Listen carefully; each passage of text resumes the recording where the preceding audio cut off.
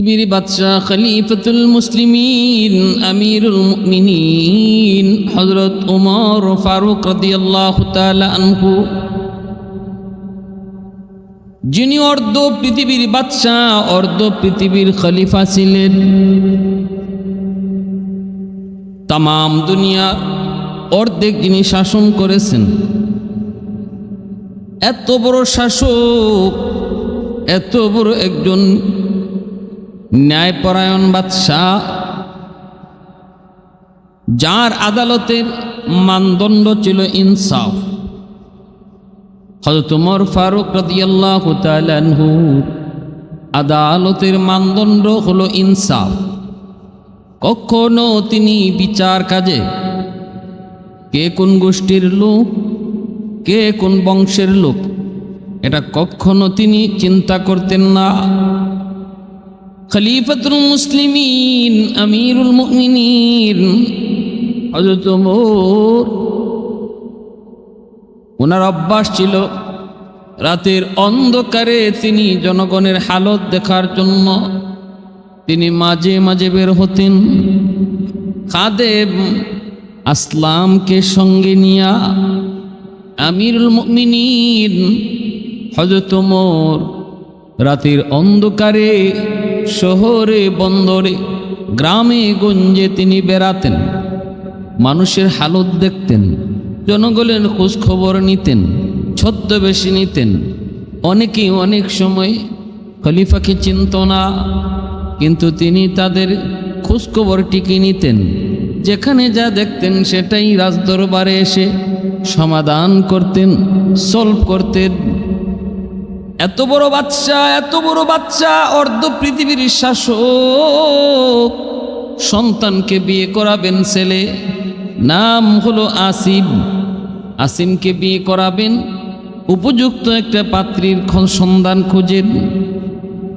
চাইলে তিনি বিভিন্ন দেশের রাজকন্যার জন্য নিজের ছেলের প্রস্তাব দিতে পারতেন। বিভিন্ন দেশ, রোম বলো পারস্য বলো, যে কোনো দেশের বাদশার মেয়ে, তার জন্য নিজের ছেলের বিয়ের প্রস্তাব দিতে পারতেন।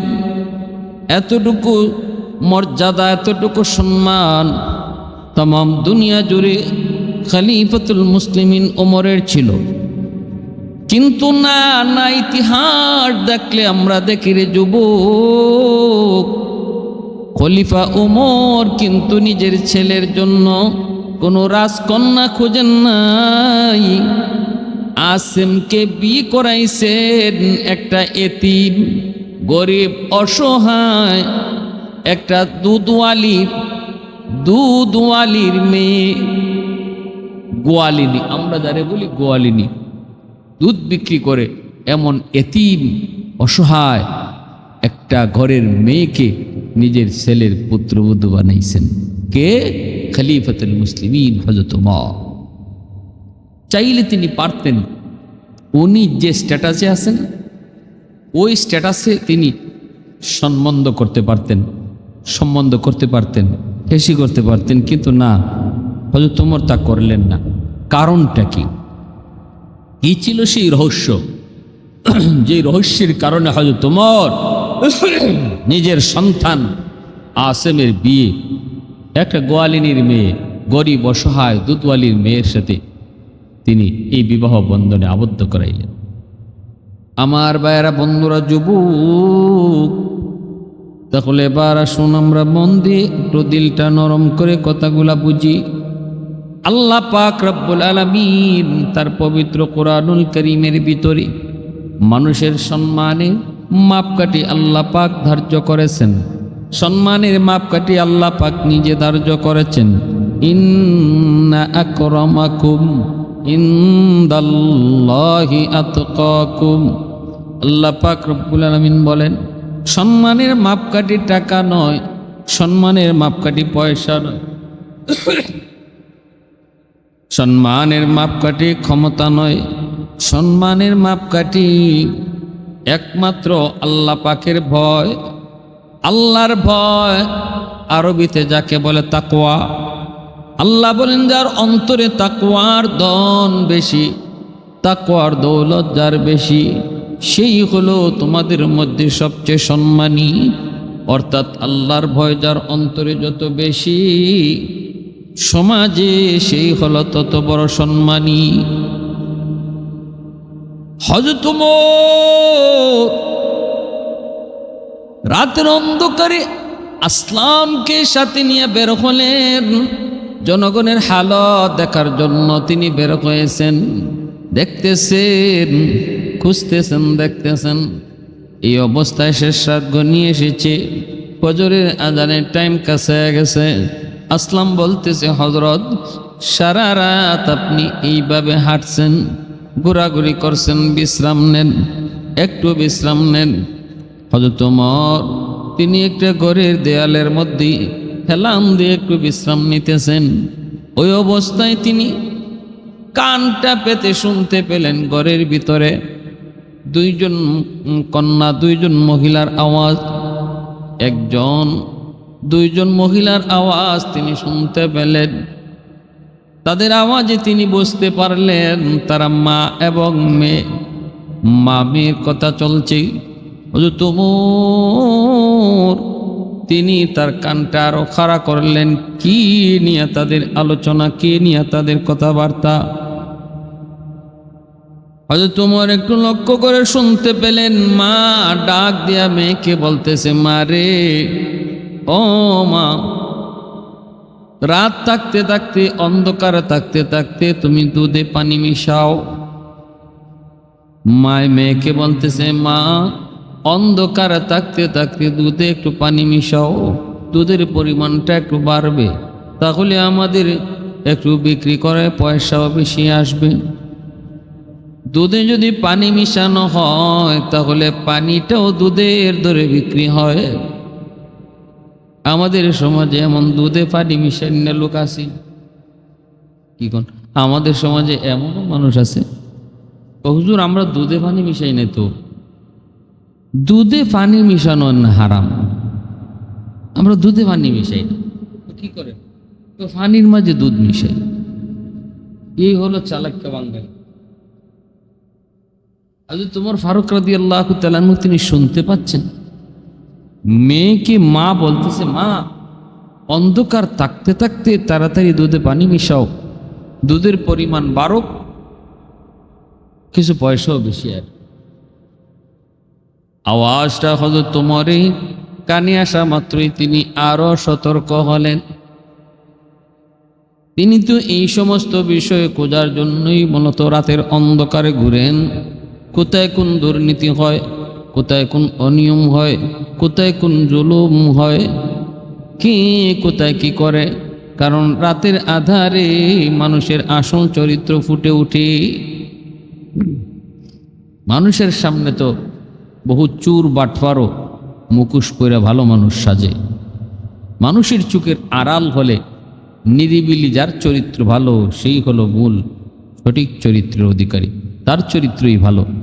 আর নিরিবিলি একাকী যার চরিত্র খারাপ সে আসলেই চরিত্র খারাপ।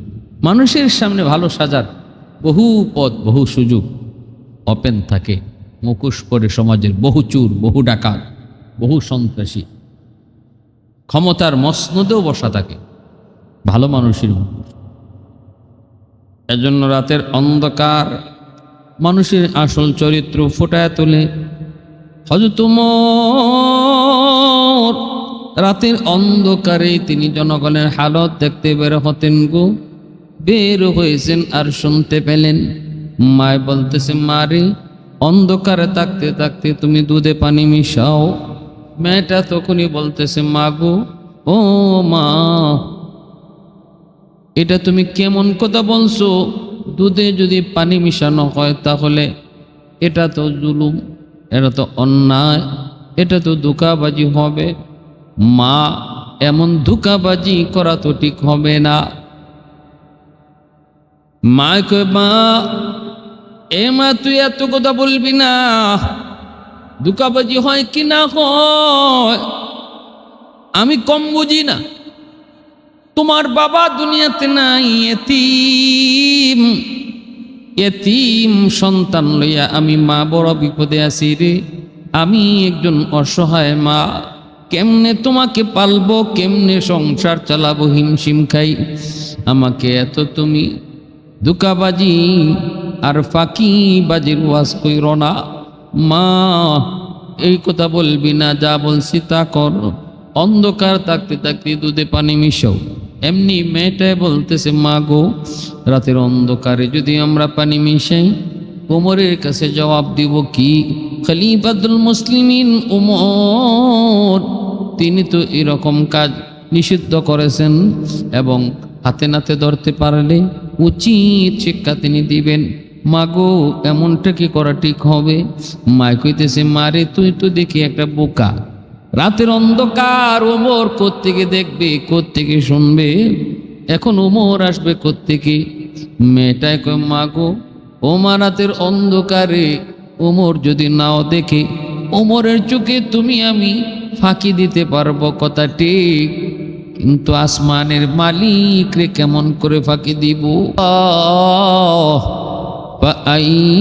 আল্লাহ, আমার আল্লাহ রে আমরা কোথায় রাখবো? এই কথাটা বলা মাত্রই মেয়ের কথা শুই না মাও আল্লাহ পাকের ভয় অন্তরে ঢুকে পড়ল, নীরব হয়ে গেল, নিস্তব্ধ হয়ে গেল। মাও আর চাপাচাপি করল না, দুজনের ভিতরে আল্লাহর ভয় ঢুকে পড়ল। হযরত ওমর কথাগুলি শুনলেন, শোনার পর তিনি আসলামকে ডাক দিয়ে বলতেছেন, আসলাম রে, চল মদিনায় যাই, কিন্তু বাড়িটা একটু চিনে রাখবি। আমি দুর্বল হয়ে পড়েছি, আমি অসুস্থ হয়ে পড়েছি, বয়স্ক হয়ে পড়েছি, হয়তো সব কিছু ইয়াদ থাকবে না, ঠিক থাকবে না। এরে আসলাম, বাড়িটা তুই ঠিক করে রাখবি, মনে রাখবি, ইয়াদ রাখবি, আগামীকাল সকালবেলা যেন আমাকে আবার নিয়ে আসতে পারো। সকাল হইতে না হইতে ওমর আসলামকে ডাক দিয়ে কই, আসলাম চল, আমাকে ওই বাড়িতে নিয়ে চল। ওই বাড়িতে এসে হাজির। এইবার আসলাম ডাক দিয়ে বলতেছে, আমিরুল মুমিনিন, এই সেই বাড়ি। তিনি দরজার সামনে যে নক করলেন, মহিলা তো বই অস্থির। খলিফাতুল মুসলিমিন আমিরুল মুমিনিন ওমর আমার দরজার সামনে। জানি না গো, কি জানি গো, কোন মামলায় ফেসে গেলাম। হযরত ওমর ডাক দিয়ে বলতেছেন, মা গো, ভয় পাও না, ভয় পাওয়ার কোনো কারণ নাই। গতকাল তোমরা মা মেয়ে যা বলেছ, যা নিয়ে আলোচনা করেছ, দুধে পানি মিশানো নিয়া সব কথা আমি ওমর নিজের কানে শুনছি। মহিলার দিলের ভিতরে পানি নাই, কলিজায় পানি থাকার কথাও না। মহিলা নিজে তো জানেন ওমরের ব্যাপারে কি কথা হয়েছে। মেয়েটা বলছে, রাতের অন্ধকারে ওমর না দেখলো আল্লাহ দেখবে। আমি বলেছিলাম, ওমর কি রাতের অন্ধকারে আমাদের ঘরে এসে বসে রয়েছে নাকি? তুই যে বললি ওমরে দেখবি। এই কথাগুলি যদি ওমর শুই না থাকেন, তাহলে আজ আমার উপায় নেই। মহিলার কলিজায় তো পানি নেই, বয়ে অস্থির, বারবার শুধু মাপ চায়। আমিরুল মুমিনিন খলিফাতুল মুসলিমিন, মাফ করে দেন, আমার ভুল হয়েছে, মাফ করে দেন, ভুল হয়েছে, মাফ করে দেন। খলিফাতুল মুসলিমিন হযরত ওমর বলতেছে, মা, আমার কাছে মাপ চেয়ে লাভ নাই, আল্লাহ পাকের কাছে মাপ চান, আল্লাহর কাছে তওবা করেন। আর মেয়েটা কোথায়? মেয়েটার একটু সামনে আনেন। মেয়েটাকে কাছে আনলে হযরত ওমর বলতেছেন, আপনার মেয়ের নাম কি? বলে, নাম জয়নব। আমি যদ্দূর খবর নিয়েছি, আপনার মেয়েটা অবিবাহিত, এখনো বিবাহ হয় নাই। আমি নিজের কানে শুনেছি আপনার মেয়ের দিলের ভিতরে কি পরিমাণ আল্লাহর ভয়। আমি নিজের কানে শুনেছি তার কলিজায় তাকওয়া কি পরিমাণ, আল্লাহ ভীতি কি পরিমাণ।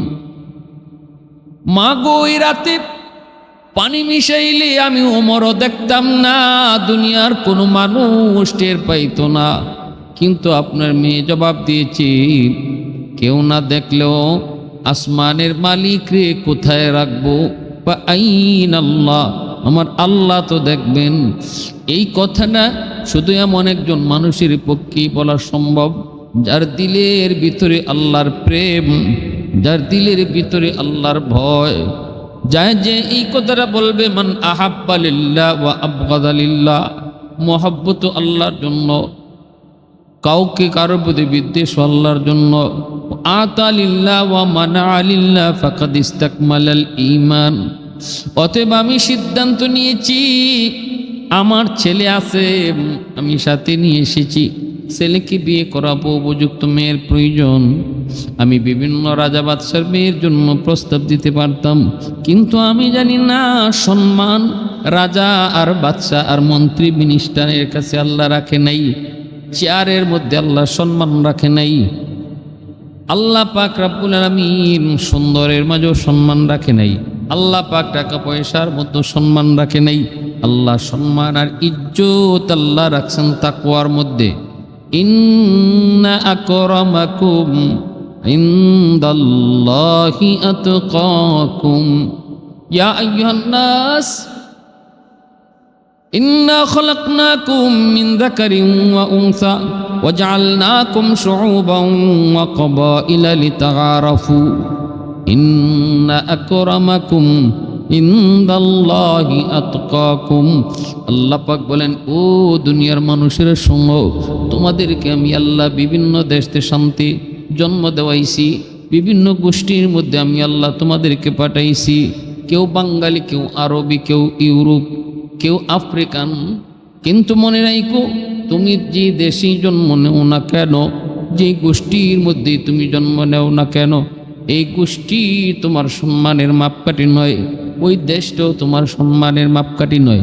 আল্লাহ কইলি তাআরাফু, এই গোত্রে গোত্রে অঞ্চলে অঞ্চলে আমি তোমাদেরকে পাঠাইছি শুধু তোমাদের পরিচিতির জন্য, পরিচিতির সুবিধার জন্য। বাকি সম্মান এর ভিতরে নয়, সম্মানের মাপকাঠি হলো আল্লাহর ভয়। আমিরুল মুমিনিন হযরত ওমর এবার তিনি মহিলাকে বলতেছেন, আপনার মেয়ে জয়নব, আমার ছেলে আসিমের সাথে আমি বিয়ে দিতে চাই। মেয়ে আমার পছন্দ হয়েছে, পছন্দ নয় শুধু সর্বলাইনি, হার লাইনি পছন্দ। আল্লাহর নবী বলেছেন সবচেয়ে বড় পছন্দ হলো তাকওয়া, ফাজফার বিজাতিদ্দিন। আল্লাহর নবী কয়, বিয়ে শাদীর ক্ষেত্রে তোমার সৌন্দর্য দেখো, বিয়ের ক্ষেত্রে তোমরা মাল দেখো, বিয়ের ক্ষেত্রে তোমরা বংশ দেখো, বিয়ের ক্ষেত্রে তোমরা দিনদারি দেখো। চার জিনিস দেখে তোমরা বিয়ে করাও, কিন্তু না মনে রাখবা, এই চারটার ভিতরে দিনদারিকে আগে দেখবা, দিনদারিটা আগে দেখবা, আগে খুঁজবা, এটারই তোমরা প্রাধান্য দিবা। ফাজফার বিজাতিদ্দিন, দিনদারি যদি আগে পাও, এইবার বংশ ভালো পাইলে আলহামদুলিল্লাহ, এইবার তুমি সুন্দর বেশি পাইলে আলহামদুলিল্লাহ, এইবার তুমি সম্পদ পাইলে আলহামদুলিল্লাহ। কিন্তু যদি দিনদারি না পাও, বংশ বলো, সম্পদও আছে, চেহারাও মাশাল্লাহ, রাসূল কয় সাবধান, দিনদারি না পাইলে আগায়ও না, কারণ এর মধ্যে আরাম থাকবে না, রহমত আর বরকত থাকবে। খালি চেহারা সৌন্দর্য দেখে বিয়ে করে ইহুদিরা, মাল সম্পদ দেখে বিয়ে করে খ্রিস্টানরা, আর শুধু বংশ দেখে বিয়া শাদী করাই তো আরবের কাফির কুফাররা, আর দিনদারি দেখে বিয়া করায় মুসলমানেরা। দিনদারি দেখে মুসলমানেরা বিয়ে শাদী করায়। এজন্য মেয়েটা নামাজ পড়ি কিনা, পর্দা করে কিনা, মা ভক্ত কিনা, মুরব্বীদের সম্মান করে কিনা, এই জিনিস আগে দেখতে হবে বিয়ে শাদীর ক্ষেত্রে। ঠিক তেমনি ছেলে মেয়ের জন্য ছেলে দেখব, এখানেও দেখতে হবে ছেলে নামাজ পড়ে কিনা, দিনদার কিনা, আল্লাহ রসুলকে ভয় করে কিনা, নবীর তরিকা মতো চলে কিনা, বাপ মার সেবা করে কিনা, মুরব্বীদের সম্মান করে কিনা, এটা দেখতে। সঙ্গ কার সাথে চলে, কার সাথে সঙ্গ দেয়, বন্ধুবান্ধব কারা, তাদেরও খোঁজ নিতে হবে। একটা মদখুর গাঞ্জাখুরের সাথে যদি একটা ভালো ছেলে চলে, নিশ্চিত সে ভালো না, সে অবশ্যই তার সঙ্গ দোষে সেও খারাপ হয়ে যাবে। যত ভালো করে সন্তান হোক, যত ভালো চরিত্রবান মানুষ বলুক, কিন্তু সঙ্গী যদি তার মদখুর হয়, গাঞ্জাকুর হয়, নেশাকুর হয়, তাহলে নিশ্চিত সে ভালো নয়। এই কথা বলার কোনো সুযোগ নেই বর্তমান সময়ে যে আমি ভালো, আমি একটা খারাপ লোককে ভালো বানাইবার জন্য খারাপ লোকের সাথে গেছি। আমি মদ খাই না, আমি গাঞ্জা খাই না, আমি ইয়াবা খাই না, বাবা খাই না, কিন্তু একটা বাবাকুরের সাথে চলি, আমি 2 দিন পরে তারে এখান থেকে ফিরে আনবো। জি না, এটা হয় না। এটা ওই যুগ না, এটা কলির যুগ, এটা শেষ জমানা, ফিতনার যুগ। এই যুগে আল্লাহ রসুল কইছে তুমি দূরে থাকো, তুমি তারে ভালো করার নিয়তে যাইও না, গেলে তুমি তার দলে যাইবা, সে তারে তুমি তোমার দলে আনতে পারবা না, বরং তুমি তার দলে চলে যাওয়া। কারণ এটা ফিতনার যুগ, শেষ জমানা। এটা সাহাবীদের যুগ না, খোলাফায়ে রাশিদিনের যুগ না। ওই যুগে মহিলারা মসজিদে যাইত, মহিলারা মসজিদে গিয়ে নামাজ পড়তো, কোনো অবজেকশন ছিল না। আর এটা হলো কলির যুগ, ফিতনার যুগ। এই যুগে যদি মহিলারা মসজিদে যায়, নামাজ হইব? নমাজ থাকতো না, মসজিদ আর মসজিদ থাকতো না, মসজিদ আর মসজিদ থাকতো না। যত বাহাদুরি আর বেটাগিরি দেখান, যতজনে যত হাদিস লইয়ে দৌড়ান যে রসুলের যুগে মহিলারা মসজিদে গেছিল। হ্যাঁ গেছিল, আমরাও তো বলি গেছিল, তো কিসে এখন নিবা নেও? মসজিদ রাখবা না, মসজিদ আর মসজিদ থাকবে, মসজিদ থাকবে। এই জন্য আম্মা জান আয়েশা সিদ্দিকা রাদিয়াল্লাহু তাআলা আনহা বলছিলেন, রসুল যদি উনার জমানার কথা উনি বলছেন, আল্লাহ রসুল সাল্লাল্লাহু আলাইহি ওয়াসাল্লামের ইন্তেকালের বহু বৎসর পরে আম্মা জান আয়েশা সিদ্দিকা রাদিয়াল্লাহু তাআলা আনহা তিনি বলেন যে আমি যা দেখতেছি, উনি বলতেছে আমি এখন নিজের চোখে যে যুগ দেখতেছি, যে সময় দেখতেছি, এই সময় যদি রসুল জীবিত থাকতেন তাহলে আল্লাহ রসুল মহিলাদেরকে নিশ্চিত কঠিনভাবে বাধা দিতেন, মসজিদে যাইতে কঠিনভাবে বাধা দিতেন। আমাদের আয়েশা সিদ্দিকা রাদিয়াল্লাহু তাআলার যুগ থেকে আমাদের যুগ অনেক ভালো, তাই না? ওই যুগ থেকে আমরা অনেক ভালো হয়েছি না অনেক খারাপের দিকে গেছি? দিন যত যাবে সময় তত খারাপ হবে, সিচুয়েশন তত খারাপ আসবে, পরিস্থিতি তত ভয়াবহ হবে। খলিফাতুল মুসলিমিন আমিরুল মুমিনিন হযরত ওমর এইবার তিনি বলতেছেন, জয়নবকে আমার বড় পছন্দ হয়েছে, আমার ছেলে এই যে সাথে আছেন, আপনি বলেন আপনার মেয়েকে বলেন জয়নবকে আমার ছেলেকে সে পছন্দ করে কিনা। আর আমি আমার ছেলেকে জিজ্ঞেস করেছি, আসেম বলেছে জয়নবকে তার পছন্দ হয়েছে। জয়নবকে বলেন আমার ছেলে আসেমকে সে পছন্দ করলো কিনা। সবার সামনে দেখা দেখি হয়ে গেল। জয়নব তিনিও চোখে চোখ রেখে তিনি তাকায়া মুস্কি হেসে দিয়ে বললেন, আলহামদুলিল্লাহ, আমারও পছন্দ হয়েছে। ভাইরা বন্ধুরা, কত সুন্দর বিবাহ! এই বিবাহ হয়ে গেল। হযরত আমিরুল মুমিনিন ওমর চাইলে তিনি পারতেন উঁচু থেকে উঁচু বংশে বিয়ে করাইতে, কিন্তু তিনি ভালো করে বুঝতেন গো, তিনি তো আমার নবী, মায়ার নবীর হাতে গড়া সাহাবী। সাহাবায়ে কেরাম তারা আল্লাহ পাকের কথা, যেই কথা ছিল ইন্না আকরামাকুম ইনদাল্লাহি আতকাকুম, এই কথার উপর 100 তাদের ইয়াকিন ছিল।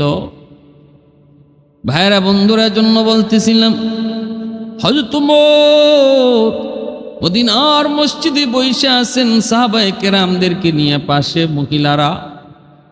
ওই অবস্থায় একজন বালক আয়েশা হযরত ওমরকে ডাক দিয়া বলতেছে, খলিফাতুল মুসলিমিন, আমার বড় একটা অভিযোগ। বলে কি অভিযোগ? হলো আমি বিয়ে করতে পারবো না, আমার কপালে মনে হয় বিয়ে নাই। খলিফা বলেন, কেন? কই আমার কাছে আমি কেমনে বিয়ে করব? যেখানে বিয়ের প্রস্তাব দেই তারা এমন এমন মোহরের অঙ্ক ধার্য করে, এমন এমন মোহরের অঙ্ক তারা এরকমভাবে দাবি করে যে এত পরিমাণ মোহর দেওয়া আমার পক্ষে সম্ভব নয়, আমি এত টাকা মোহর দিতেও পারবো না, আমার কপালে বিয়াও নাই। এই কথাটা শোনা মাত্রই হযরত ওমর সাথে সাথে বিষয়টা নিয়ে তিনি ভাবতে লাগলেন, কথা তো ঠিক, একটা গরিব ছেলে, গরিব একটা যুবক যদি অনেক টাকা মোহর দিতে হয় তাহলে সে বিয়ে করবে কেমনে? ভাইরা বন্ধুরা, হযরত ওমর মিম্বরে বসে তিনি বক্তব্য দিলেন এই বিষয়ে। বক্তব্য দিতে যায় তিনি বিষয়টা পরিষ্কার তুলে ধরলেন আর বললেন বিয়ে শাদী সহজ করা দরকার, বিয়ে কঠিন করা ঠিক নয়। মদিনার মহিলারা নাকি অনেক টাকা মোহর দাবি করে, ছেলেদের পক্ষে বিয়ে করা সম্ভব হয় না। অভিযোগ এসেছে আমার কাছে, বিষয়টা অত্যন্ত জটিল। আমি সিদ্ধান্ত নিয়েছি সর্বোচ্চ 400 দিরহাম তারা মোহর দাবি করতে পারবে, সর্বোচ্চ 400 দিরহাম। 400 দিরহামের বেশি যদি কেউ মোহর ধার্য করে, অতিরিক্ত মোহর আমি বাইতুল মালে জমা নিব। খলিফাতুল মুসলিমিন হযরত ওমর অত্যন্ত রাগী মানুষ ছিলেন, অত্যন্ত রাগী। আল্লাহর নবী, রহমতের নবী, মায়ের নবী, যার ব্যাপারে বলেছেন সবার সাথে শয়তান আছে, আমার উমরের সাথে কোনো শয়তান থাকে না। সাহাবীরা বলেন নবী গো, আপনার সাথেও শয়তান থাকে? রসুলকে আমার সাথেও শয়তান থাকে, তবে আমার সাথে যে শয়তান থাকে সে কালেমা পড়ে মুসলমান হয়ে গেছে। রসুলকে আমি যে রাস্তা দিয়ে যাই এই রাস্তা দিয়ে শয়তান পারলে আয়, কিন্তু উমর যে রাস্তা দিয়ে যায় এই রাস্তা দিয়ে শয়তান ভুলেও আসে না, ভুলেও। এজন্য হযরত ওমর অত্যন্ত গরম মেজাজ, গরম। সবাই সাহস করে ওনার সামনে কথা বলতো না, সমীহ করে সবাই কথা বলতো। আল্লাহর হুকুম আহকামের ব্যাপারে ছিলেন বড় কঠিন, আল্লাহর বিধিবিধানের উপরে ছিলেন বড় মজবুত। ওমরের কাছে কোনো সার ছিল না, এজন্য হযরত ওমর তলোয়ার রাখতেন খোলা, খোলা তলোয়ার নিয়ে হাঁটতেন। যেখানে তলোয়ার বসানো দরকার নগদে যেন তিনি বসাইতে পারেন। সাহাবায়ে কেরাম সবাই খুশি এই ধরনের আইন শূন্য, বিশেষ করে যুবকরা যারা বিয়ে শাদী করবে তারা তো খুব খুশি যে 400 দিরহামের বেশি মোহর আর দাবি করতে পারবে না। এই আইন তিনি ঘোষণা করে দিলেন। কিন্তু সবাই নীরব থাকলেও মহিলারা যারা ছিল মদিনার মসজিদে হযরত ওমরের এই ঘোষণা শুই না, মহিলাদের ভিতরে বেশি একটা আনন্দ নাই, তাদের মন খারাপ। কিন্তু কেউ কিছু বলে না, কেউ কিছু বলে না। হঠাৎ করে একজন মহিলা আওয়াজ দিয়া বললেন, আমিরুল মুমিনিন মাফ করবেন, ক্ষমা চাই, একটা কথা আপনাকে বলবো। মদিনার মসজিদ নীরব হয়ে গেল। ওমরের কথার উপরে কথা বলার সাহস কে করে? কে? তিনি একজন নারী। কি তার কথা? তিনি আওয়াজ দিয়া বলেন, আমিরুল মুমিনিন বিয়াদবি যদি না নেন একটা কথা বলবো।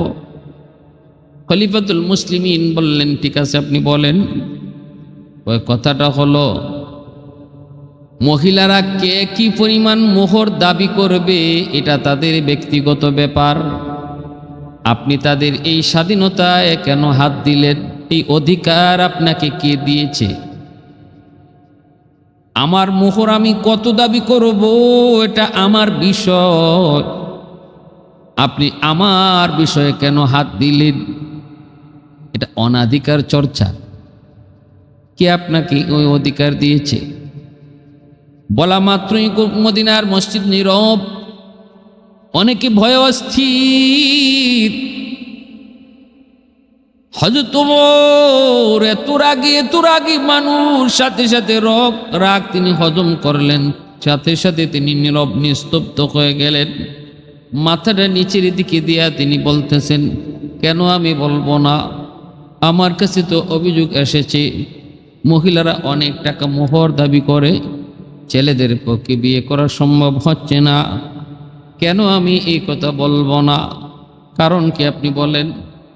মহিলা কয়, কারণ হলো আপনি ওই জায়গাতেই শুধু হাত দিতে পারেন, আপনার ইচ্ছার মর্জিকে ওই জায়গাতে আপনি প্রাধান্য দিতে পারেন যেখানে আমার আল্লাহর কোনো সিদ্ধান্ত নাই, যেখানে নবীর কোনো সিদ্ধান্ত নাই, যেখানে আল্লাহ পাকের সিদ্ধান্ত স্পষ্ট, সেখানে আপনার কোনো মর্জি চলে না, এখানে আপনার কোনো সিদ্ধান্ত চালাইতে পারেন না। কোরআনুল কারীমের ভিতরে আল্লাহ পাক রব্বুল আলামিন মহিলাদের মোহর নিয়া কত মোহর, সর্বোচ্চ মোহর কত হইতে পারবে আল্লাহ পাক নির্ধারণ করে দেন নাই। আল্লাহ যে জিনিসটা নির্ধারণ করেন নাই ওই জিনিসটা নির্ধারিত করার ক্ষমতা আপনারে কে দিল? তাহলে কি আপনি আল্লাহর আদেশের উপর, আল্লাহর সিদ্ধান্তের উপরে নিজের সিদ্ধান্তকে প্রাধান্য দিচ্ছেন না? আল্লাহ যেখানে ওপেন করে দিছেন, নির্ধারিত করেন নাই সর্বোচ্চ কত মোহর আমরা ধরতে পারবো, কত মোহর দাবি করতে পারবো, সেখানে আপনি এটাকে নির্ধারিত করে দেওয়ার কে? আল্লাহ। है जिंदा फकत वहदत अफकार से मिल्लत, है जिंदा फकत वहदत अफकार से मिल्लत, वहदत हो फदा जिससे ओ इल्हाम बे इल्हाद, वहदत की हिफाजत नहीं बेक़ुव्वत बाजू,